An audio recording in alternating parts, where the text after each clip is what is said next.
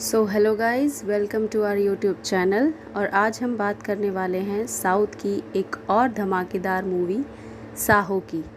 ये जो मूवी है दोस्तों, फुल ऑफ एक्शन और ड्रामे से भरपूर होने वाली है। इस मूवी में हमें प्रभास और श्रद्धा कपूर एक लीड रोल में देखने को मिलने वाले हैं। बात करें इस मूवी के प्रोडक्शन हाउस की, तो इस मूवी को UV creations, T series, super cassettes industries limited के प्रोडक्शन हाउस में बनाया गया है, जो कि काफ़ी ज़्यादा ऑसम मूवी होने वाली है। आप इस मूवी को हिंदी में भी देख सकते हैं। ये मूवी रिलीज़ हो चुकी है। बात करें इसकी रिलीज़ डेट की, तो इस मूवी को 30 अगस्त 2019 को रिलीज़ किया गया था और आप इस मूवी को हिंदी में ज़रूर देख पाएंगे। ये फुल मूवी एक्शन के साथ साथ ड्रामे से भरपूर मूवी होने वाली है। आप इस मूवी को अमेज़ॉन प्राइम पे देख सकते हैं और आप इस मूवी को अमेज़ॉन प्राइम पे ज़रूर देखिएगा। प्रोड्यूसर की बात करें तो इस मूवी को वी वामसी कृष्णा रेड्डी और प्रमोद उपलपति ने प्रोड्यूस किया है, जो कि काफ़ी ज़्यादा अच्छी मूवी होने वाली है। जैसा कि मैंने आपको अभी बताया कि आप इसको अमेज़ॉन प्राइम पे जाके देख सकते हैं। स्टार कास्ट की बात करें तो इस मूवी में हमें बहुत सारे स्टार कास्ट देखने को मिलने वाले हैं। जैसे कि बात करते हैं प्रभास, श्रद्धा कपूर, जैकी श्रॉफ, नील नितिन मुकेश, वेनेला किशोर, मुरली शर्मा, विजय अरुण, इवेलिन शर्मा, चंकी पांडे और अन्य कास्ट भी देखने को मिलने वाले हैं। राइटर की बात करें तो इस मूवी की स्टोरी को सुजीत ने लिखा है। बैकग्राउंड म्यूज़िक की बात करें तो बैकग्राउंड म्यूज़िक घिब्रन और मोहम्मद घिब्रन ने दिया है। कोरियोग्राफर्स की बात करते हैं, वैभवी मर्चेंट और राजू सुंदरम ने कोरियोग्राफी की है। लिपाक्षी इलेवादी और थोटा विजय भास्कर ने कॉस्ट्यूम डिज़ाइन किया है।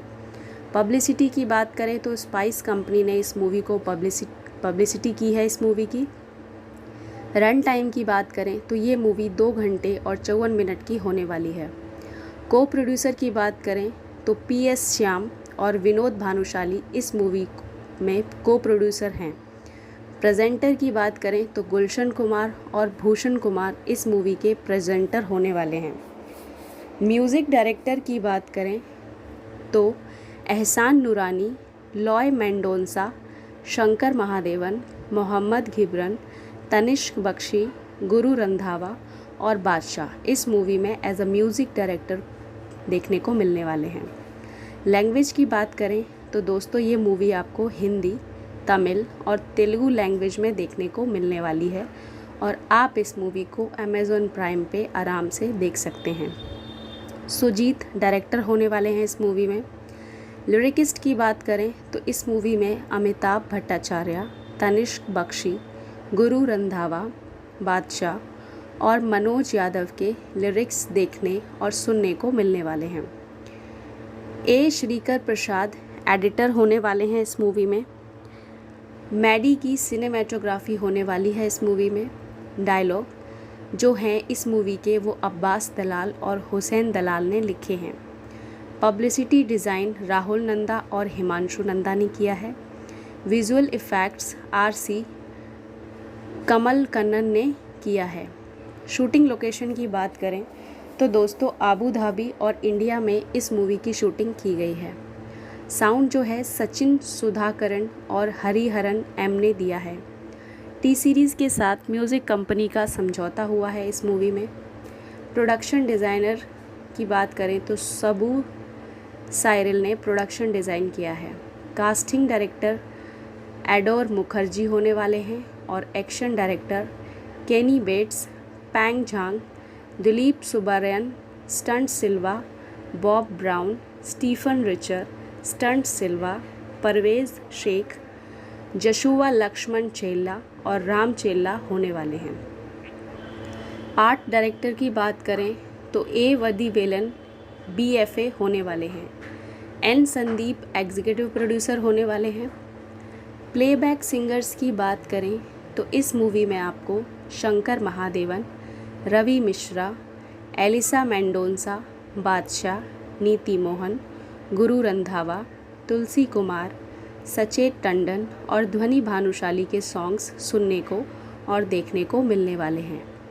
IMDb पे इस मूवी को 10 में से 5 की रेटिंग मिली है। तो चलिए अब बात करते हैं हम इस मूवी की स्टोरी के बारे में। कभी कभी एक फिल्म एक अभिनेता को देश भर में स्टार बनाने के लिए काफ़ी होती है। बाहुबली द बिगिनिंग एक ऐसी ही फिल्म थी। इसने प्रभास को एक क्षेत्रीय स्टार से अखिल भारतीय सनसनी बना दिया और इसके सीक्वल बाहुबली 2 द कंक्लूजन ने सुपरस्टार के रूप में उनकी स्थिति को मजबूत किया।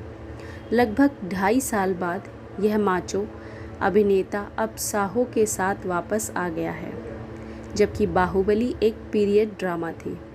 साहो एक मॉडर्न द एक्शनर है जिसमें थोड़ा फ्यूचरिस्टिक सेटअप है। प्रचार पूर्व से पश्चिम, उत्तर से दक्षिण तक ज़बरदस्त है। तो क्या साहो उत्साह पर खरी उतरती है या यह दर्शकों को निराश करती है? आइए विश्लेषण करते हैं। साहो एक मिशन पर निकले एक रहस्यमयी व्यक्ति की कहानी है। वाजी के विदेशी शहर पर गैंगस्टर और अपराधियों का शासन है और उनमें से सबसे बड़ा रॉय यानी कि जैकी श्रॉफ है। वह चतुराई से भारत में एक जल विद्युत परियोजना के लिए एक भारतीय मंत्री रामास्वामी यानी कि तनिकेला भरानी की स्वीकृति प्राप्त करने का प्रबंधन करता है। इसके बाद वह मुंबई पहुंचता है और यहीं एक सड़क दुर्घटना में उसकी मौत हो जाती है। उसके बाद उसका बेटा विश्वांक यानी कि अरुण विजय सत्ता संभालता है, जो देवराज यानी कि चंकी पांडे को नाराज़ करता है क्योंकि वह रॉय के सिंहासन पर बैठना चाहता है। इस बीच मुंबई क्राइम ब्रांच रॉय की मौत और अन्य संबंधित अपराधों की जांच कर रही है। मामला अशोक चक्रवर्ती यानी कि प्रभास को सौंप दिया जाता है, जो एक मर्दाना और बेहद बुद्धिमान अधिकारी हैं। वह जोर देकर कहते हैं कि अमृता नायर यानी कि श्रद्धा कपूर को भी उनकी तस्वीर से प्रभावित होने के बाद उनकी टीम का हिस्सा बनाया गया है। CCTV फुटेज को स्कैन करते समय वे एक रहस्यमय व्यक्ति यानी कि नील नितिन मुकेश के सामने आते हैं, जिसे वे एक संदिग्ध मानते हैं। हालांकि शिक्षा के अभाव में उसे गिरफ्तार नहीं किया जा सकता। हालांकि अशोक उससे बात करने में कामयाब हो जाता है और उसे पता चलता है कि वह एक ब्लैक बॉक्स की तलाश कर रहा है, जिसका इस्तेमाल वाजी में रॉय द्वारा छोड़े गए धन तक पहुंचने के लिए किया जा सकता है। सिर्फ यह शख्स ही नहीं बल्कि विश्वांक भी ब्लैक बॉक्स को खोजने की कोशिश कर रहा है, जो मुंबई में छुपा हुआ है। वह अपनी सहयोगी कल्कि यानी कि मंदिरा बेदी को भेजता है, जो किसी कारण से बॉक्स को सुरक्षित करती है, लेकिन वाजी के पास ले जाने के बजाय वह उसे बैंक में जमा कर देती है। जब रहस्यमय व्यक्ति इसे लेने आता है तो पुलिस वाले, जो पहले से ही उसके मुकदमे में हैं, उसे गिरफ्तार कर लेते हैं। हालांकि पुलिस को इस बिंदु पर अपने जीवन का झटका लगता है जब उन्हें पता चलता है कि उनकी टीम में एक है जो कि ब्लैक बॉक्स लेकर भाग जाता है, और यह न केवल पुलिस बल बल्कि वाजी की गैंगस्टरों को भी चकित कर देता है। आगे क्या होता है बाकी फिल्म बताती है। सुजीत की कहानी सख्ती से ठीक है, लेकिन अगर स्क्रीन प्ले और निर्देशन उम्दा होते तो इसे एक रोमांचक एक्शन के रूप में बनाया जा सकता था। सुजीत की पटकथा हालांकि शो को बिगाड़ देती है। फर्स्ट हाफ तक यह लुभावना है, लेकिन फिर इंटरवल के बाद के हिस्सों में स्क्रीन प्ले हर जगह है। इतने सारे खलनायक हैं और इसके अलावा इतने सारे लोग डबल क्रॉस कर रहे हैं कि दर्शकों को ट्विस्ट याद रखना भ्रमित हो जाता है। अब्बास दलाल और हुसैन दलाल के संवाद सरल हैं, लेकिन कुछ वन लाइनर्स शक्तिशाली हैं। सुजीत का निर्देशन काफ़ी कमज़ोर है और यह फिल्म के असफल होने का एक बड़ा कारण है। इतने बड़े पैमाने पर बनी साहो जैसी फिल्म के लिए एक विशेषज्ञ और अनुभवी फिल्म निर्माता की ज़रूरत थी। सुजीत दुख की बात है कि न्याय करने में विफल रहता है। कथानक कमज़ोर है, लेकिन फिर भी निष्पादन के साथ फिल्म को बचाया जा सकता था। सुजीत समग्र रूप से ऐसा करने में विफल रहता है। सकारात्मक पक्ष पर कुछ दृश्यों को बहुत अच्छी तरह से संभाला गया है। ये मुख्य रूप से फर्स्ट हाफ में है, जैसा कि विश्वांक और अशोक के प्रवेश दृश्य, देवराज द्वारा अपने पिता पृथ्वीराज को धमकी देना, और निश्चित रूप से अंतराल बिंदु। सेकेंड हाफ में वह चरमोत्कर्ष के एक संक्षिप्त हिस्से में बहुत अच्छा करता है, जहाँ 3 दृश्य समानांतर चल रहे हैं, एक अशोक का, एक अमृता का और एक कल्कि का। अगर उन्होंने समझदारी से बाकी फिल्म का निर्देशन किया होता तो साहो दूसरे स्तर पर होती। साहो की शुरुआत औसत रही है। बहुत अधिक जानकारी रखी जाती है और इसे संसाधित करने में कुछ समय लगता है। अशोक की एंट्री से फिल्म थोड़ी और बेहतर हो जाती है। अशोक और उनकी टीम द्वारा की गई जांच काफ़ी आकर्षक है। इसके अलावा युद्धरत गुटों के बीच वाजी में खेली गई राजनीति एक अच्छी घड़ी बनाती है। हालांकि सर्वश्रेष्ठ पूरी इंटरवल के लिए आकर्षित है। कल्कि की कार पर हमला करने वाला सीक्वेंस अच्छा है। इंटरमिशन पॉइंट एक झटके के रूप में आता है। इसका एक हिस्सा पूर्वानुमेय है, लेकिन यहाँ बहुत सारे मोड़ हैं और इसीलिए यह काम करता है, क्योंकि दर्शक सभी अप्रत्याशित घटनाक्रमों का अनुमान लगाने में सक्षम नहीं होंगे। इंटरवल के बाद उम्मीद की जाती है कि फिल्म दूसरे स्तर पर जाएगी, लेकिन दुर्भाग्य से इसके विपरीत होता है। दृश्य और अन्यथा बहुत अधिक अराजकता है और फिल्म समझ में नहीं आती है। हाँ, एक्शन सीन शानदार है, लेकिन एक समय के बाद दर्शक ओवरडोज से थक जाते हैं। क्लाइमैक्स में और भी ट्विस्ट हैं, लेकिन इस बार दर्शक ज़्यादा प्रभावित नहीं होते हैं। प्रदर्शनों की बात करें तो प्रभास ने शानदार प्रदर्शन किया है।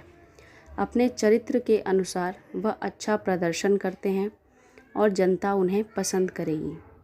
हिंदी में उनकी डायलॉग डिलीवरी हालांकि थोड़ी कमज़ोर है। इसके अलावा उनका चरित्र भी थोड़ा त्रुटिपूर्ण है।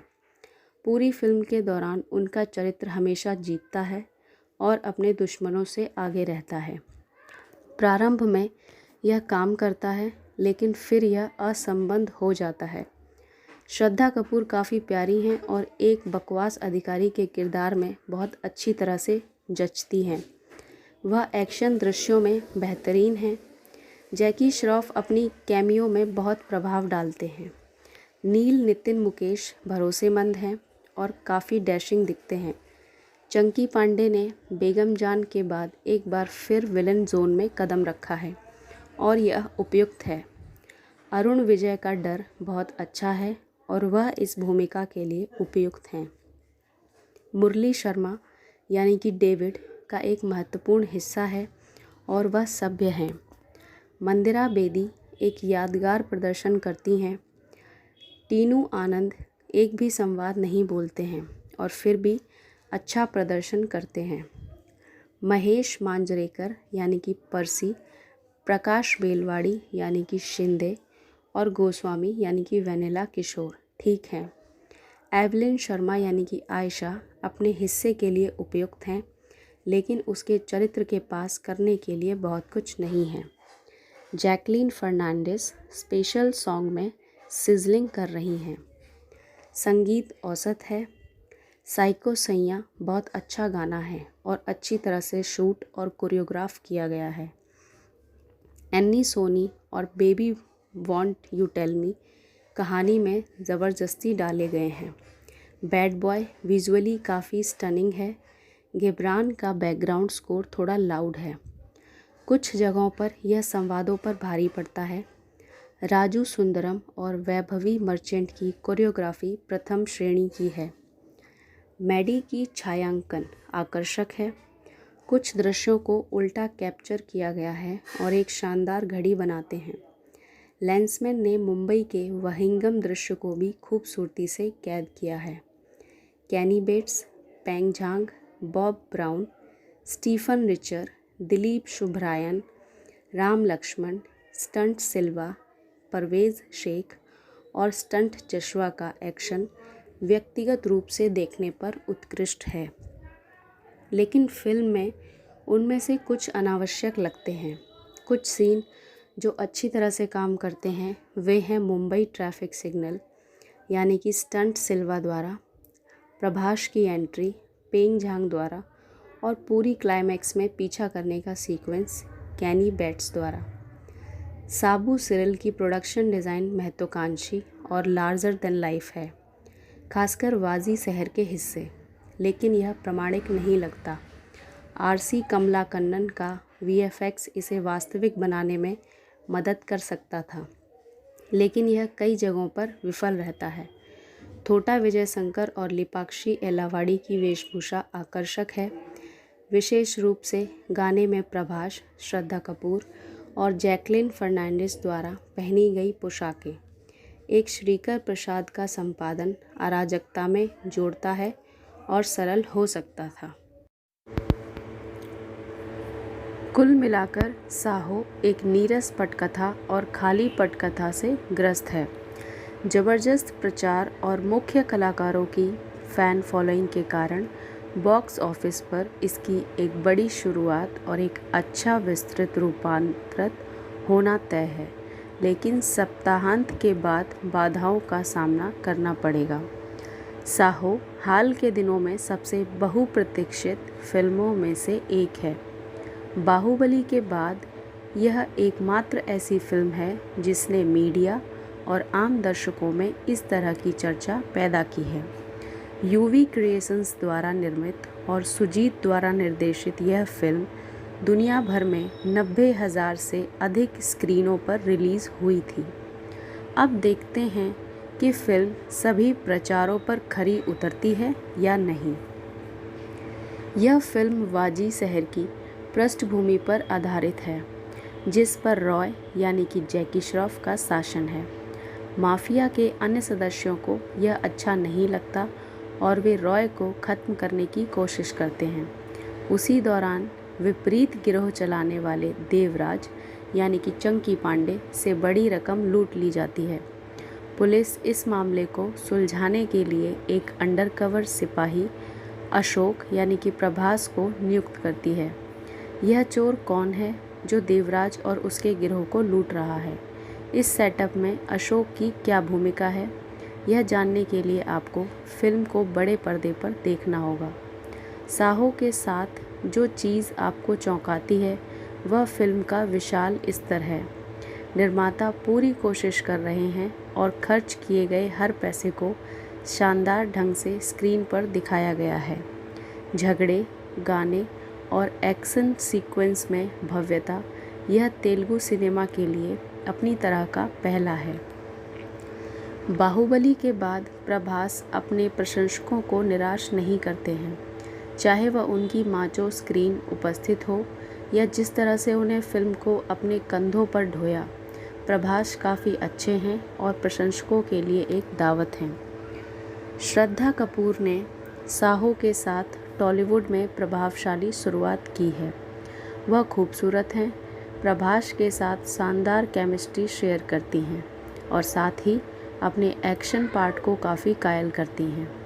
जैकी श्रॉफ, नील, नितिन मुकेश जैसे स्टार बॉलीवुड कलाकार अपनी भूमिकाओं को बेहद स्टाइलिश तरीके से निभाते हैं। वे फिल्म को पूरी धार देते हैं और इसे सौम्य बनाते हैं। मुख्य खलनायक के रूप में चंकी पांडे काफ़ी अच्छे हैं और अच्छा करते हैं। मुरली शर्मा एक पुलिस वाले की अपनी भूमिका में साफ सुथरे हैं और वेनेला किशोर भी। दुबई में शूट किया गया पूरा climax action sequence seat ride का एक किनारा है। गानों को भव्य रूप से शूट किया गया है। प्रभास अपने हिस्से को बखूबी निभाते हैं, लेकिन कई जगहों पर उनका मेकअप, हेयर स्टाइल और कॉस्ट्यूम ठीक नहीं है, क्योंकि स्टार हीरो कुछ दृश्यों में आलसी और सुस्त दिखता है। फर्स्ट हाफ इतना उबाऊ है और फिल्म से की गई सारी उम्मीदें धराशायी हो जाती हैं। कहानी काफ़ी प्रेडिक्टेबल है और हाल की कई भारतीय फिल्मों से ली गई है। इसे सिर्फ स्टाइलिश टच दिया गया है। चीज़ों को बेहतर बनाने के लिए फिल्म को 10 मिनट से अधिक की ट्रिमिंग की ज़रूरत है। मुख्य कमियों में से एक पटकथा है, जो भ्रामक है और निशान तक नहीं है। सामान्य दर्शक बहुत भ्रमित हो सकते हैं कि फिल्म में क्या हो रहा है, क्योंकि इतनी सारी चीज़ें एक के बाद एक घटित होती हैं। जिस तरह से प्रभास और उनकी पुलिस सेट को कहानी में प्रेरित किया गया है, उनके बुनियादी समझ और तर्क का अभाव है। सुजीत ने निश्चित रूप से प्रभास की पूरी क्षमता का उचित तरीके से उपयोग नहीं किया है। फिल्म की प्रोडक्शन वैल्यूज़ शानदार हैं। यूवी क्रिएशंस ने इस फिल्म को समृद्ध बनाने के लिए अपना खून और आत्मा बहा दी है, और यह हर तरह से करती है। सेटअप से भव्य दृश्यों तक सब कुछ अच्छा दिखता है। मैडी ने एक्शन पार्ट को अच्छे से शूट किया है। लड़ाई विशेष रूप से शानदार ढंग से उन्नत की गई है और दर्शकों को एक भव्य दृश्य देता है। डायलॉग्स काफ़ी अच्छे हैं।